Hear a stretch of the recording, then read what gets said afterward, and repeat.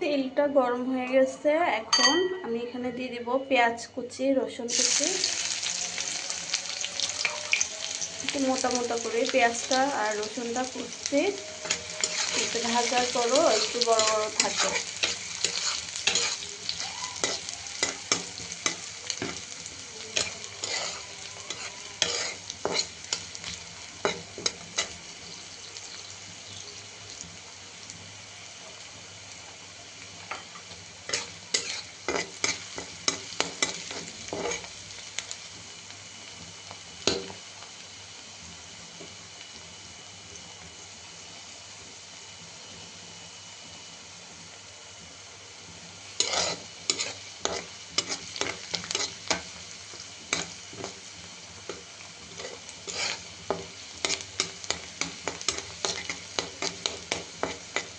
বেশি বেশি লালও করব না আর বেশি কাঁচাও রাখবো না, মিডিয়াম রাখবো, যাতে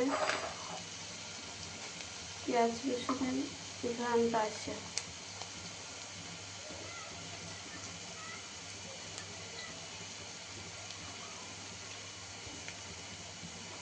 আর শাকের মধ্যে যাতে একটু সাদা সাদা ভাবটা দেখা যায়, যে পেঁয়াজ রসুনের সাদা অংশটা,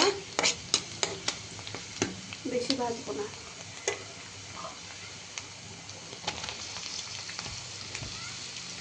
শাকগুলো দিয়ে দিলাম। শাক আগে আমি লবণ দিয়ে একটু সিদ্ধ করে নিয়েছি। এখানে হচ্ছে কয়েকটা পালং শাকের পাতা, কয়েকটা মূলা শাকের পাতা, বেশি না, অল্প অল্প। তারপরে নিচ্ছি লাউ শাকের পাতা, আর নিচ্ছি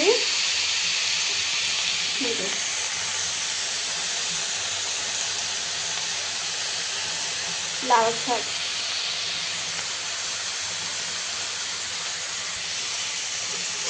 এখানে 4 পদের শাক আসছে, একটু একটু করে সবগুলা কয়েকটা কয়েকটা করে পাতা নিয়ে এবারে ভাজিটা করতেছি।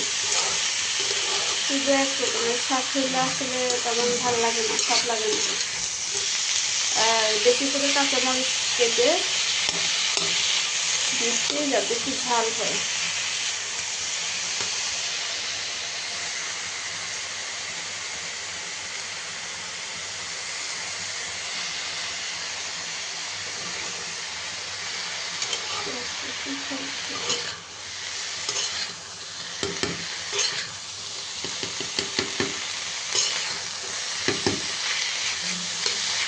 নিজের বাগান থাকলে যখন মন চায় তখন বিভিন্ন রকমের একটু একটু করে সব থাকে খাওয়া যায়। আমাদের এখানে তো আসলে অনেক বাগান আছে সবার, আর নিজেও একটু বাগান করি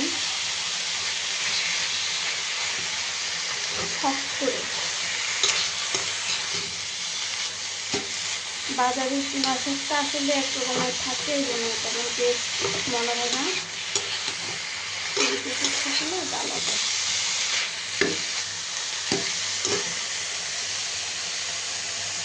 শাকের কালারটা অনেক সুন্দর হয়েছে।